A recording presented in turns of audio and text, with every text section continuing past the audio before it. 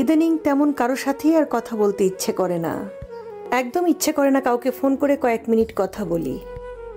অবাক হয়ে যাই, কেউ কল করলেও কল ব্যাক করতে মনে থাকে না, মেসেজের রিপ্লাই দিতেও ভালো লাগে না। যাদের সঙ্গে কথা না বললে চলেই না, তাদের সঙ্গেও দু একটা কথা বললেও সব কিছু নিয়ে কথা বলতে ভালো লাগে না। মন ভালো নেই, সমস্যা, কোনো কিছুই কাউকে বলতে ভালো লাগে না। এসব কিছুর জন্য আমি দুঃখিত।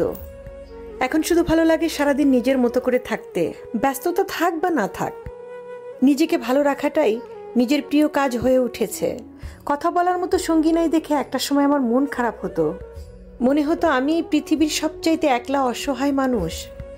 সব খারাপ লাগা, সেই একলা থাকাটা আজকে যেন সবচেয়ে বেশি প্রিয় হয়ে উঠেছে। এখন কোনো বন্ধুবান্ধব খোঁজ না নিলেও আর খারাপ লাগে না, কেউ ভুল বুঝলেও নিজেকে সঠিক প্রমাণ করতে আর ভালো লাগে না। যারা আমার উপর অভিমান করে আছো কিংবা ভুল বুঝে আছো, আমি ক্ষমা চেয়ে নিচ্ছি। আমি নিজের ইচ্ছের বিরুদ্ধে কারোর সাথে কথা বা সম্পর্ক কোনোটাই কেন যেন রাখতে পারছি না।